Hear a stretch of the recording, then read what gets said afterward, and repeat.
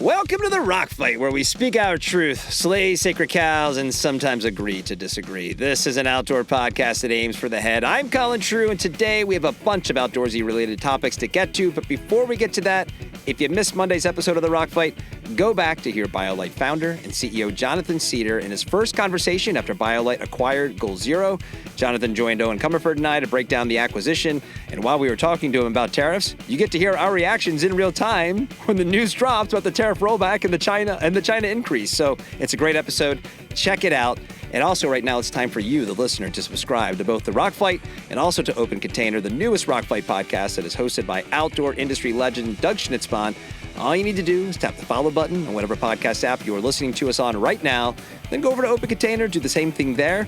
And hey, while you're subscribing, guys, just head over to rockfight.co and subscribe to our weekly newsletter, News from the Front. Click join the mailing list to sign up for that. That's all I got for you right now, so stick around. We'll be right back. Welcome to the Rock Fight, Rock Fight, Rock Fight. Today's episode of The Rock Fight is presented by Oboz, who is helping us ask the question, how do I love hiking? Let me count the ways. Number one on today's list of how I love hiking, fresh air. Because nothing says clean living like inhaling tree farts. And also number two, cardio without a treadmill and without Karen talking too loud on her Bluetooth next to you on the treadmill.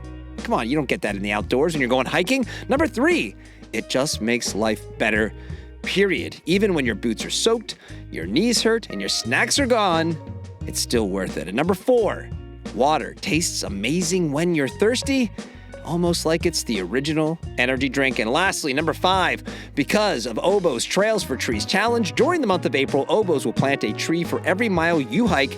Register for the challenge by heading to trailsfortrees.com, and you'll receive chances to win weekly prizes from Oboz and their challenge partners. Registration is free and open now at trailsfortrees.com. This hiking appreciation moment is brought to you by Oboz of Bozeman, Montana, maker of the Katabatic collection that includes the Katabatic LT and the Katabatic Wind. Check out the full Katabatic footwear collection at obozfootwear.com today. All right, folks, let's talk about a game changer, literally. If you're a brand or retailer in the outdoor industry, think of Endeavor like the ultimate power-up for your sales game. This platform is designed to level up retail associates, giving them the XP they need to master your gear, sell more, and rack up rewards along the way.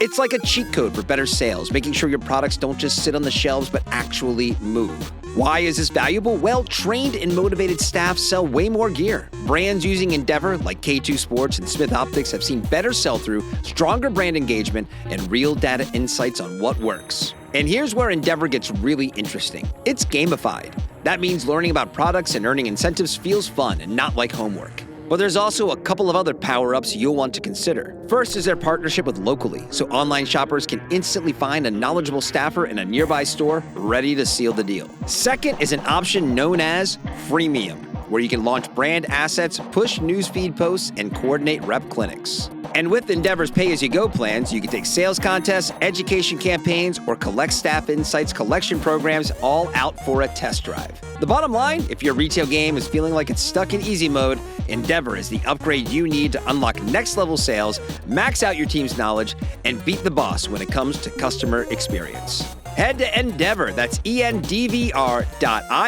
to learn more today.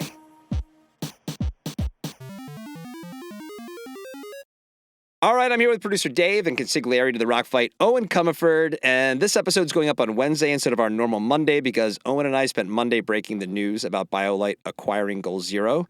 Super fun conversation, but I was wondering what is the political world equivalent of it? What is this our breaking news story? Are we like, is this really a breaking news story, this acquisition? Is this sort of like, it's a broken news story, Colin? It's already broken into 1,000 little pieces. I was trying to think about, like, what is an outdoor breaking news story, and really what constitutes it versus the other categories? It wasn't broken, and now it's broken. No, it's broken. Yeah, there it is. Do we put it back together? How's this work? I have so many questions. So many.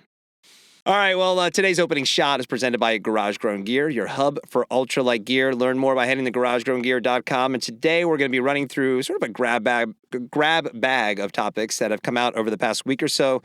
We're recording this on Friday, April 11th, so if anything has changed on any of these topics since we've recorded this episode, That's why, coming out next Wednesday, or the Wednesday you're listening to this. And first up, as I just mentioned in the open, on Monday's episode of The Rock Fight, you'll hear when Eoin and I were recording with BioLite CEO Jonathan Cedar, and when the news dropped about the rollback of the tariffs, and Liberation Day apparently came with only a 6-day shelf life as the Trump administration rolled back most of those tariffs that we talked about on last Monday's episode of the show. Are we no longer liberated, Colin? We're not liberated anymore. Again. No, shackled. Oh no, we're shackled, and that episode is now meaningless. So they took an episode away from us. Oh, it's coming back. Trust me. We'll just rerun it when it goes. We're putting the numbers back in. Oh, good. We already did that episode. Liberation Day just made me think of like 2 shipping containers kissing on a Paris street or something like that to, announce the end of the war. Well, the end of the war has not really come because our overall situation really hasn't improved that much because there's still a baseline percent left in place, while also, Mr. President, ratcheted up our trade conflict with China. The one agreed to thing is that that is problematic with this initiative is the chaos that is occurring, and that issue contains unabated. But Eoin, can you walk us through some of the details of what we got going on right now that's probably different from the last time we talked about tariffs here on the pod? So, as you mentioned, that baseline 10% tariff is still in place. And it's amazing how your mental model changes, right? To where it's like, oh, it's only 10%, no big deal. Whereas before all of this craziness started, the worry was that's what it would be, that it would just be a blanket 10%. So, we've changed our mental model a bit. Oh, it's only 10%. That's actually a big deal. And it's going to still be inflationary because it's on pretty much every single thing that comes into this country. So, yeah, let's not gloss over that. But obviously, the big thing was that they paused these retaliatory tariffs that were above the 10% baseline that impacted 50 plus countries, anywhere from 11% to whatever it was, 54%. Of course, the big thing was one country did not get this pause, and that was China. And on various back and forth, literal sort of tit for tat escalations, we're now at 125% tariff on China. That doesn't include the 2 previous 10% bumps, so now we're actually at 145%. Okay, and that in turn doesn't include the tariffs that were in place before that. So the regular MFN base tariff rates, which are anywhere from 0 to 28%, plus the Section 232 and 301 tariffs from the first Trump presidency that again are anywhere from 7.5% to 25%. So, you add all that up together, right? And, you're basically at potentially 200% tariffs on a product from China, like our fictional rain jacket from the last time we talked about this, 200%. And then, of course, there's the Venezuelan oil importer, which would add another 25% if they decided to go with that. So, you're at, basically you're at least tripling the cost of something coming from China. I think I was making the same face with my jaw open when you told me it was going to be 132% last week. Yeah, now we're at, 220 something. Yeah. But yeah, pretty much. It's awesome. I mean, I can't imagine. I mean, I am a little, this is the topic. I am worried that by the time this episode comes out, there's some other radical change. It'll be 300% by then. Right? I mean, what do you think happens next year? Well, I mean, so first of all, for every brand that has production outside of China, like the last Wednesday was the starting gun to get as much stuff over here as you possibly can, right? And so everybody is rushing. So July 7th is when that 90-day pause ends. And so the interesting thing, I was talking to some folks who are kind of in the supply chain side. I wouldn't call myself a supply chain expert by any stretch, but for the bigger brands like the North Faces of the world, those sorts of guys, they would typically be looking to be X factory with their first big order by the end of May, delivering by July 1st. So for that first big order, actually, this is a pretty big reprieve for the outdoor industry because that first big order now should come in under the wire, theoretically, right? Theoretically, yeah. But the problem is the second orders, right, which come in for to fill out and ASAPs and all that other stuff. That those would typically be another couple of months or a month down the road. So can those be rushed to get it under the wire? Don't know. Also, then the smaller brands who don't have that big, wholesale presence and et cetera, they typically get produced after, so they're kind of bumped further out, and they would usually be receiving their product for fall in August, maybe even early September. And so for them, it's like, okay, now they're scrambling, talking to the factories. Can we get, bumped up in the line? And it's much harder there, right? I mean, the North Face obviously has a lot more pull in terms of production schedules than a lives in, for example. So I think it's going to be interesting. And then, it's going to come down to, you're getting down to the wire. Do you put it on a boat and hope that there isn't a big backup at Long Beach, right? I mean, think about that. You're there, right?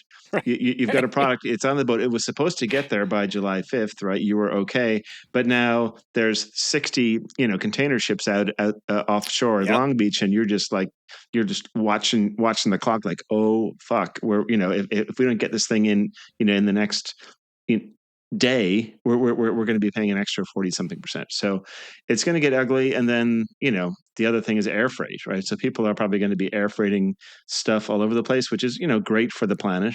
And it's just going to get super expensive there. So it's, you pay the air freight, do you pay the tariff? It's just, it's going to be ugly. I gotta think, I mean, you would assume that some of the pressure for them to roll this back was on the fact that so many people were starting to call the White House going, hey man, no, you can't do this.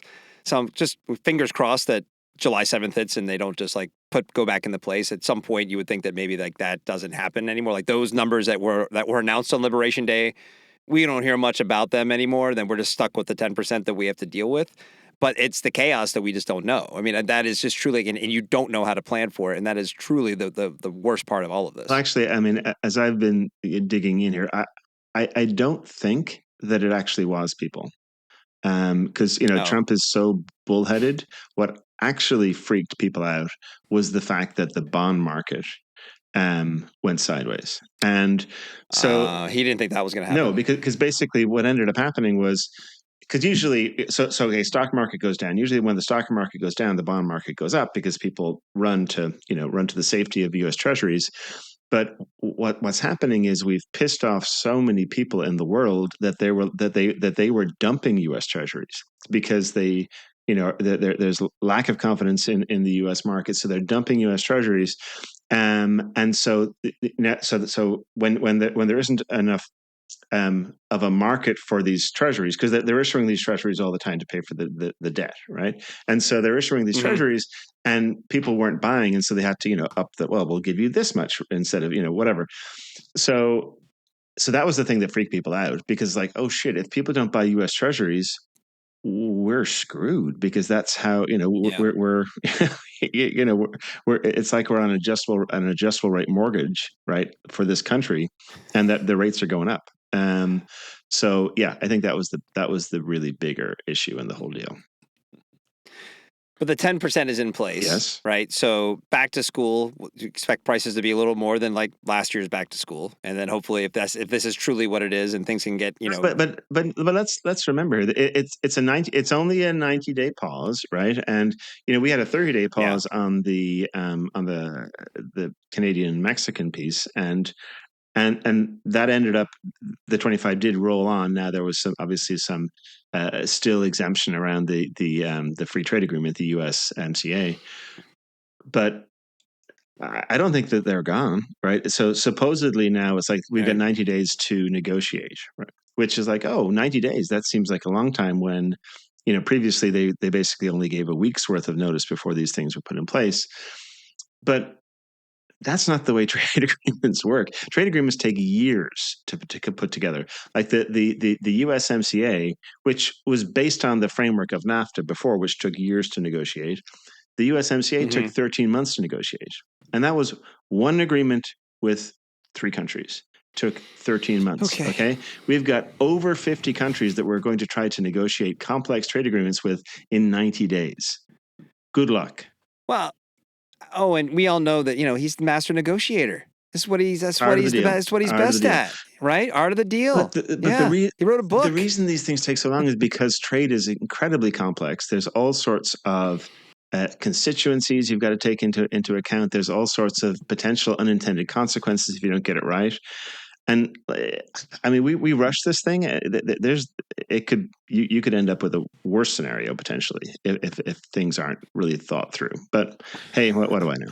Well, just bring it back to kind of outdoor. Like, are we, are the top end of our industry is already kind of seen as a luxury good in many quarters. I mean, some brands should certainly play into that, but just, are we gonna see that middle part of our product offering and price points go up to maybe even put them into that luxury status that then distance their ability for most people to buy? I'm just, what is the kind of what is the outlook for that type of movement, even in the short term with this uncertainty? We're going to see something, but is that a larger issue than just prices are going up? There's this perception. I would ask the same question if I was talking to, other retailers, but outdoor specifically. I mean, are we going to see like Neiman Walmart or something, where all of a sudden everything is just going to get jacked up? I think it's going to be interesting because obviously I do agree and believe that there is an affordability challenge with our industry. And it's not that, everyone's making boatloads of margin along the way. It's just that these are expensive products to make. So I do see the potential that over time that the industry and certain brands within the industry may look to develop products that hit certain price points that get left behind if we have short-term inflation. So there might be some decontenting, maybe changing materials, changing of supply chains, et cetera. But you can't do that overnight. That's like a 18-month process. I think there's an opportunity for secondhand here. I know that came up in a pod that you did earlier last week, Colin. And I saw the same thing and had a conversation with a different journalist about that, because certainly that is a major potential. It's already something for younger folks that can't afford outdoor. So I think it'll just accelerate the used market, right, especially for newer, younger outdoor enthusiasts. Yeah, that was perfect segue. That was the one I was going to ask. Last week I was talking with Kyle Frost, and he floated that idea that secondhand is the one area there that could really thrive. It's a great observation, right? Because, we always say, hey, we have enough stuff. We make too much stuff. Well, a lot of that stuff is already here. Yeah. No tariffs required. We're good. Yeah. So, I mean, is that like, hey, Gear Trade, rev up the advertising? I was like, was that where you would pivot to if you were sitting in a chair like at a Gear Trade or an Out and Back or even at a specialty retailer who dabbles in secondhand? I think certainly in specialty retail, if I don't already have a consignment or a used model, I would look to get that in place. And then Gear Trade, I think I would wait until the inflation starts to hit, and then I would position Gear Trade as the answer to all this inflation. Right. Yeah. All right. Well, we've talked enough about tariffs for a second week in a row. I'm sure we'll talk about it again next week, too. But the other big news story this past week was the acquisition of Jack Wolfskin by, did we say ANTA or is it ANTA? ANTA or ANTA. Yeah. ANTA. Okay. ANTA, which is the majority owner of Amer Sports. Last time we spoke about Jack Wolfskin, which for my money is still one of the best names, guys, in the outdoors. Should be a character in a future John Wick movie. Jack Wolfskin is a great name, but was when the brand departed the U.S. marketplace after failing to gain traction over here. Curious what that news might mean for a possible revival of those efforts. But and let's start with the facts and figures. What's the story behind the sale of Jack Wolfskin? First of all, we should look at who is ANTA Sports most of our audience here is in the U.S. and maybe hadn't heard of them. Maybe even just outside of the fact that they are the majority owner of Amer Sports, which, I think as most people know, is the parent company of Tariff, Solomon, Atomic, et cetera. So Wilson, a big player. Amer Sports is, I think, close to a $5 billion company. But ANTA by itself is no slouch. They are the dominant sports brand in China. They had 2024 revenues of almost $10 billion. They have 12,000 stores globally. And then in China, they own the retail stores for ANTA itself, its own bespoke brand. But then they also own Fila, Descent, Is it Descente or Descente? How do you pronounce it? I guess Descent. Descent. Oh, yes, that makes perfect sense. Descent. Yes, thank you. And the Colin sports brands, Colin with a K, just for those at home. And then they also run the retail for all the Amer Sports brands, including Arc'teryx. And Arc'teryx has a ton of stores in China. Actually, Arc'teryx's sales in Q4 were up 54% in China, and it's becoming one of their biggest markets. So yeah, I mean, they are an absolute powerhouse in the Chinese market in the sports and outdoor segment. So in terms of the deal itself, the price was 290 million, okay, which sounds like a lot until you hear that actually Callaway Golf, this is before they were the whole Top Golf thing, but Callaway Golf paid 476 million for Jack Wolfskin, in November of 2018. Oof. Is right. That's rough. Yeah. Wasn't that always kind of a weird fit, though? Took the words out of my mouth, Dave. Kind of weird. Totally. I think everyone was like, "Hey, what we pay?" Hey, actually, I remember I was at OR shortly after, maybe it was probably in maybe the summer of OR of 2019, and the leadership from Callaway was in the Jack Wolfskin booth. So we met with them, and and we were one of the kind of the earlier Moose Show were one of the earlier retail partners for Jack Wolfskin. So we're talking to them, and they were really just like, "Hey, yeah, what's this whole outdoor industry thing?" I'm like, oh, okay, good luck. But I think part of the thought process was there was a regional fit because, Jack Wolfskin obviously very strong in Europe, but even then very strong in China. Whereas obviously Callaway very strong in the US. And also I think Callaway was looking to get more into apparel, and Jack Wolfskin had a lot of that capability. So that was the thought process, but I don't think it ever really kind of worked. Yeah, I mean, I don't know. Golf's outdoor. Like, there's some shared technology that you could make a case for, but the cultures just really don't mesh well together. I think way back when, I could be wrong, but I think Quicksilver acquired Cleveland Golf a long time ago, which again was at the beginning of their kind of end, frankly, right? As they started to get over their skis and bigger than the beach for sure. But there's always this attractiveness to go to, that adjacent category. Like you said, they probably logically made a lot of sense. Oh yeah, we're outside, they're outside. Yeah, why need some waterproof stuff, some insulation, Right, but Jack Wolfskin, I've always kind of see them as they're like the European Columbia. Right, they're a price sensitive middle brand, but a lot of categories, a lot of good product, a lot of functionality to it. Yeah.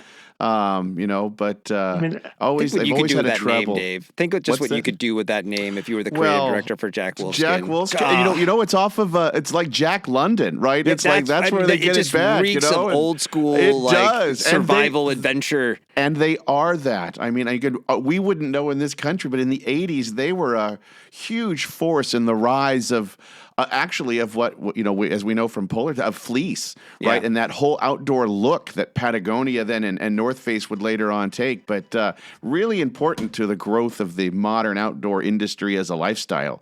No doubt about it. I think the Columbia analogy is close, but I would say actually, and that's maybe in the core of the Jack Wolfskin line, but they go higher. I would say, yeah, they do. That's exactly right. Some very technical pieces at the high end, and they span wider than a Columbia in my mind. Right, no doubt. Right, no doubt.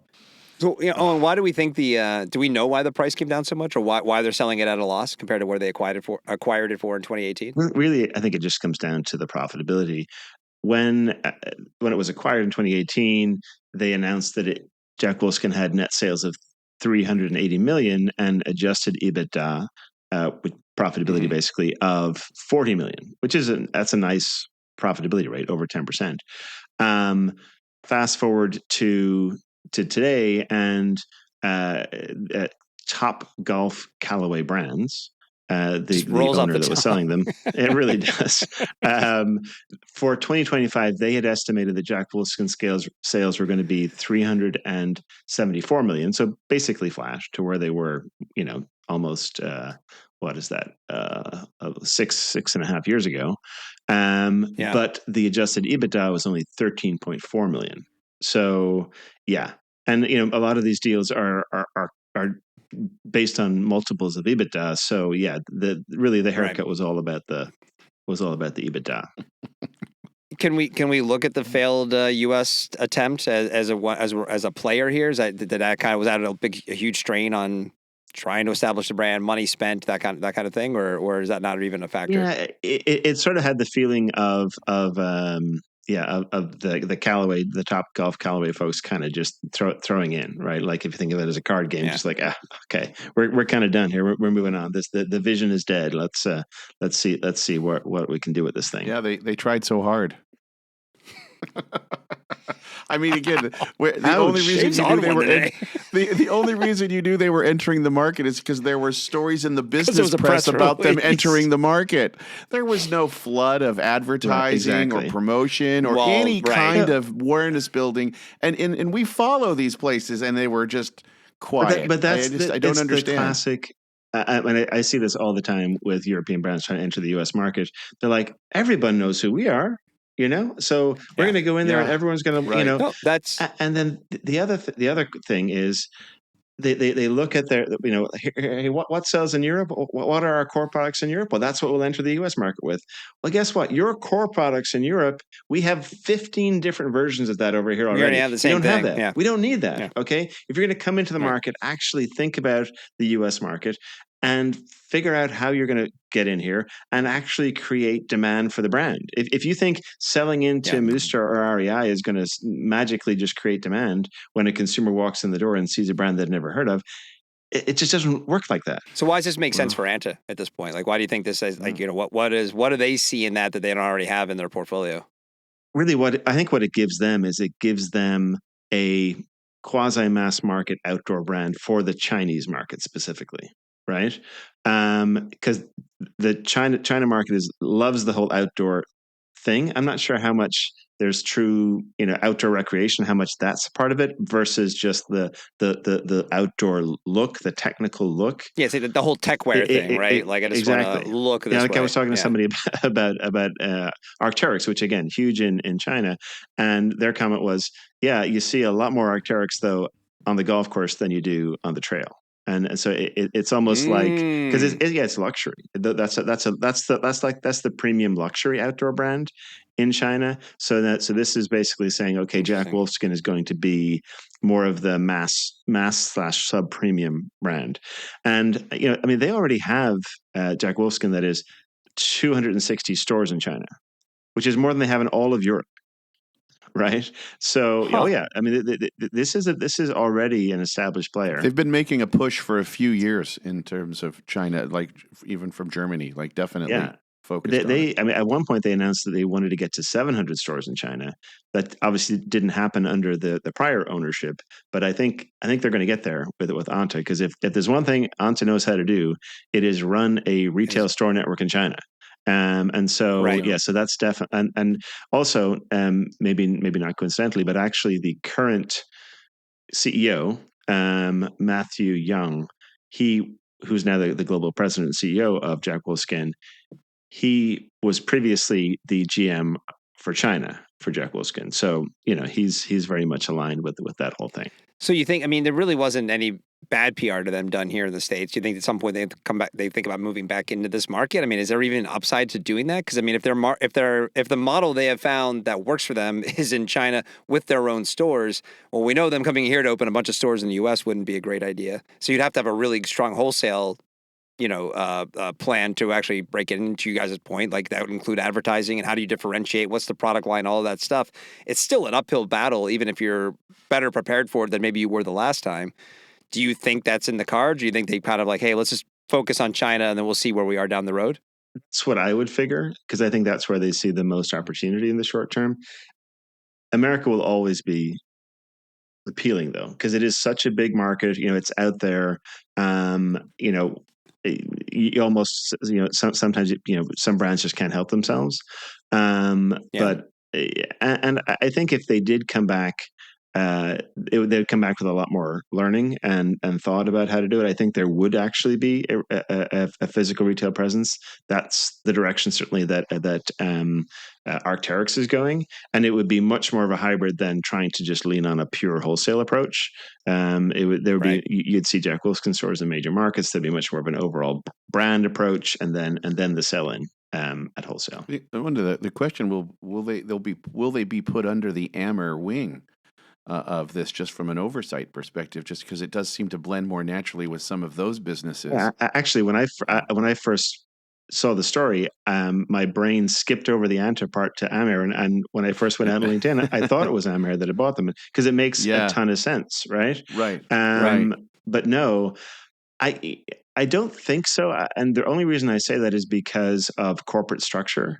ANTA is the majority owner of Amer, and they control the board. Sure. But still, I think it's 58% maybe is what the ownership is. So I think it would be tricky structurally to have any kind of true integration or coordination there. I see.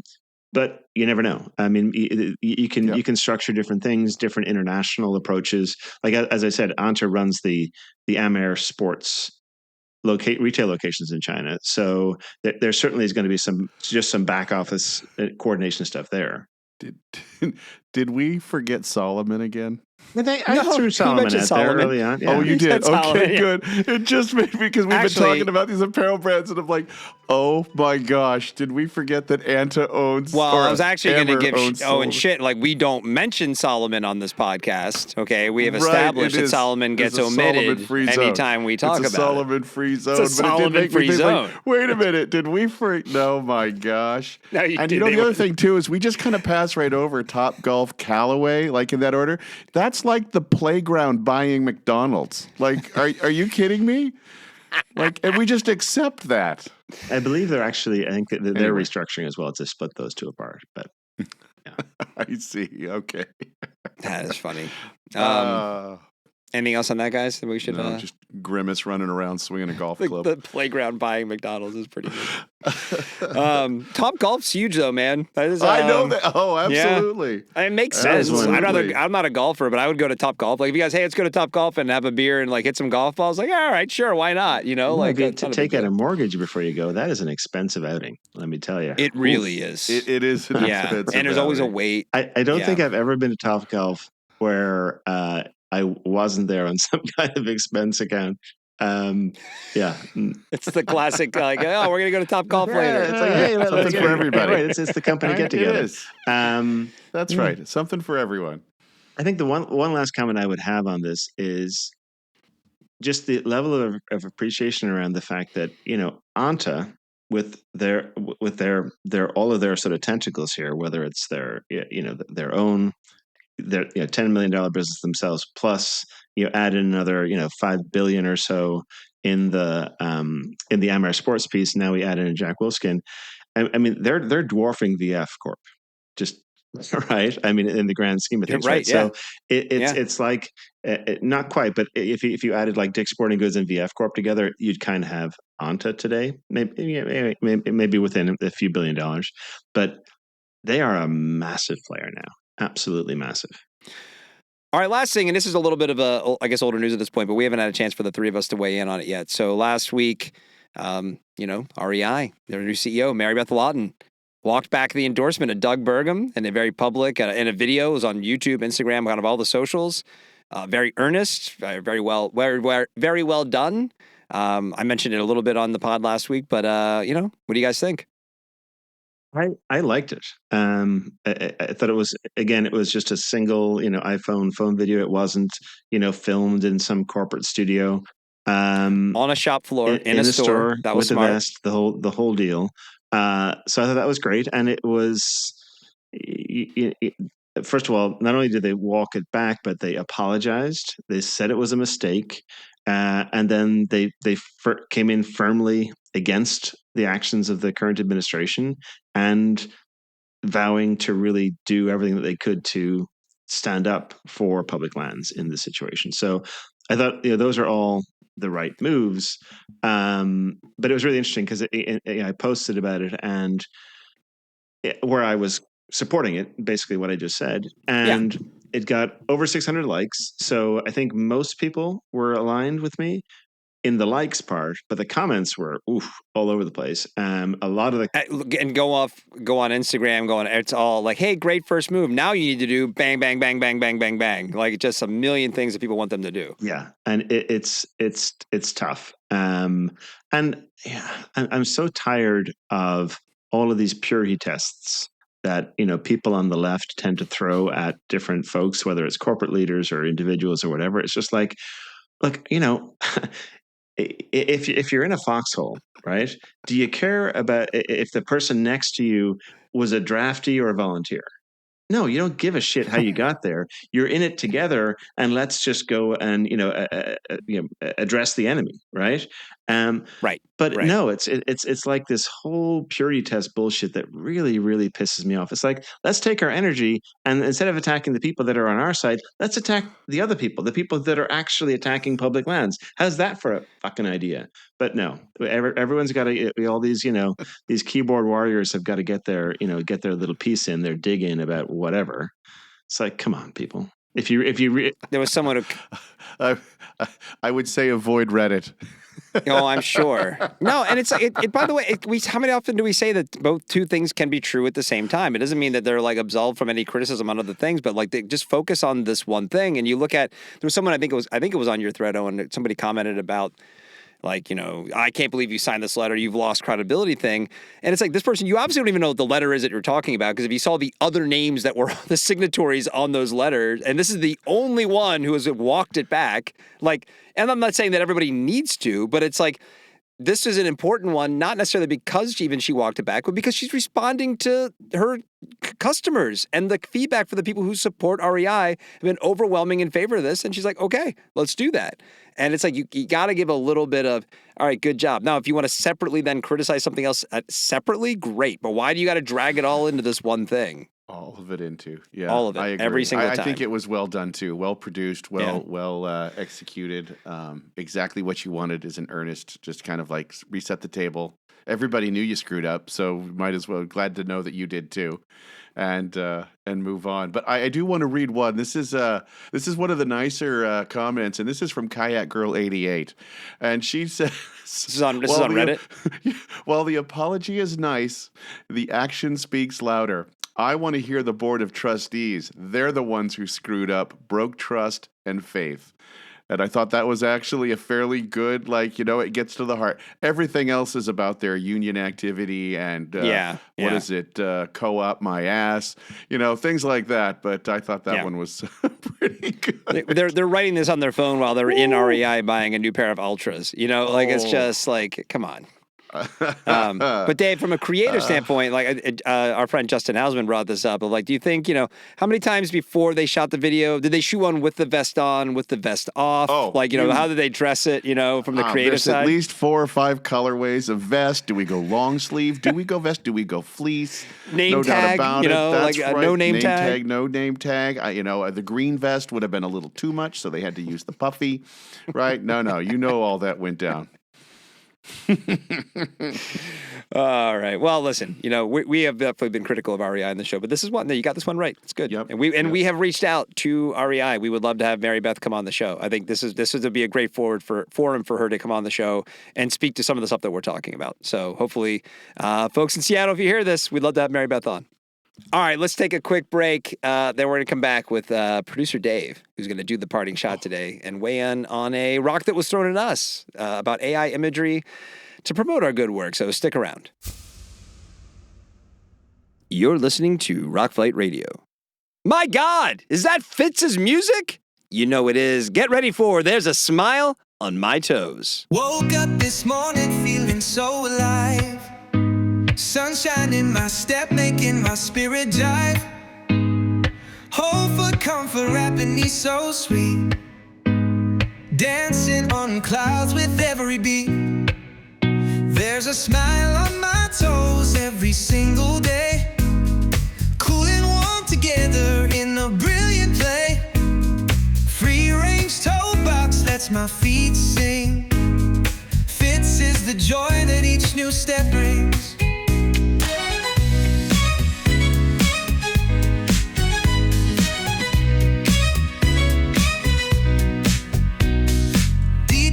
docket, hugging me just right.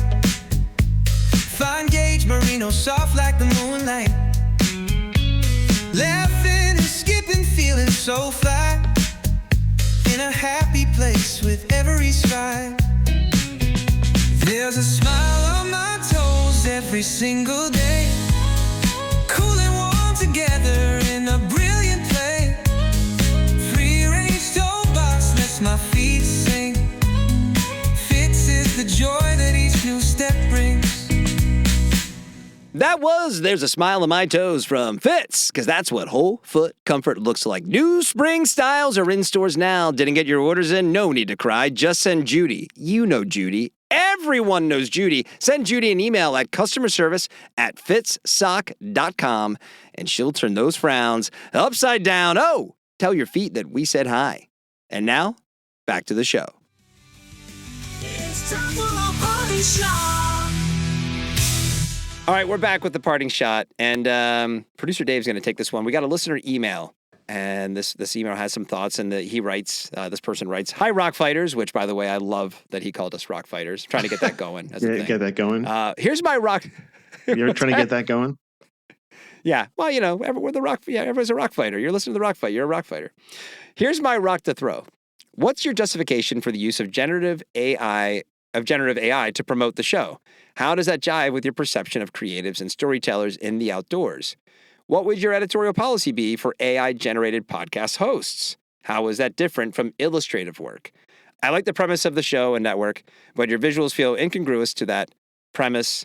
Thank you. And he signs off. So, Dave, you have a background as a creative director. You've worked in brands. You have led our sort of charge into kind of understanding AI better in terms of like how and when to deploy it, because you wanted to add that to your, quiver as a creative person in this new world when it comes to AI.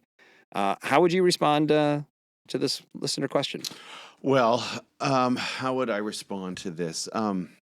I think definitely your views on AI are going to be different from what side of the equation you're coming from. Look, as somebody who grew up as a copywriter, if I am as a young copywriter, or I was an illustrator or a photographer, people have to create, I would absolutely look at AI as an existential threat. It is going to take jobs just as it will take jobs from the legal profession, the medical profession, the accounting profession, and all host of other white-collar creator jobs. This is no different than robotics in the 70s in terms of hollowing out manufacturing and creating jobs that there were no actual replacements for. Did it get rid of all of those jobs? No. But it created a much more unique and bespoke area where those jobs would condense to. So we don't have millions of people building cars anymore in this country. We have a lot less. At the very high end, we have people who are still craftspeople at that. Okay, very bespoke. Artisans. We do not have people blowing glass in the same way, or wrought iron fence makers in the same army of them building all of this stuff. So technology and, let's call it, a lack of taste for that bottom line and that most functional element has dwindled those jobs to be very bespoke as well. So I think that's what we're seeing here in the commercial creative class, is that AI is going to hollow out the middle and the junior areas, and it's going to it's still there. There will always be room for very talented musicians, artists, illustrators. They're going to be able to brand themselves. They're going to have a unique take that people are going to want and pay for. Absolutely. But remember, this is commercial creative, right? This is not fine art. So businesses are going to go for what they can afford, what is good enough for them. I mean, right now, as creatives are often perplexed by choices companies make. Oh, that could have been so much better, right? They don't care. It's got to be good enough. And that's just the prevailing, I hate to say that, but that's the prevailing view amongst kind of like the business world. Sorry to interrupt the parting shot, but I mean, how many times in your career did you have incredible creative materials for a brand and they chose the cheap, lesser than option? Always. Right? No, that's always. And so you're always trying to solve that problem. And this is where I get to AI is a tool to help us solve that problem. How can I express designs and not designs, concepts and things that I want to do? As a creative director, that's what I'm looking for. People help create these ideas that we want to go to. And it will never replace the human element of that. I will always prefer a human illustrator to help me create a concept, always. But right now, in terms like we talk about the podcast, what's our editorial view? Well, I'll just be frank with our listeners. We got no money. We got no time. What am I supposed to do? Not do something? No, it's 11 o'clock and I got 20 minutes. I'm trying to put this together. But we're no different than brands and startups and people trying to do the very same thing. They're just trying to do the best of what they can and trying to give themselves some kind of advantage. And it doesn't mean that I don't want to be able to hire a whole craft of artists and people to help me do that. I just don't have the ability to. And, I mean, people certainly are going to unfortunately lose jobs to AI, but it's not just that losing jobs to AI. You're going to lose your job to somebody who uses AI better than you do. And understands it and knows how to deploy it. Yeah, the eye of an illustrator is still the eye of an illustrator in terms of the finished work.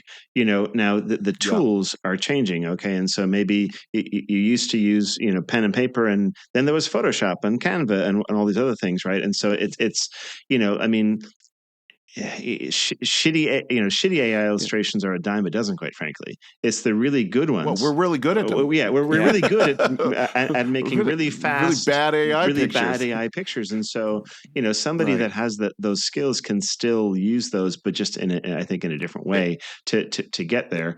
The other thing here, is how many times since the dawn of the Industrial Revolution have we heard about technologies that are going to basically have everybody working 2 days a week, right? I mean, you can go back to the computer, go back to the electricity, keep going back, right? I mean, it just doesn't happen. It just becomes another productivity tool, and we all just keep working, right? So I think that's where this is going to be.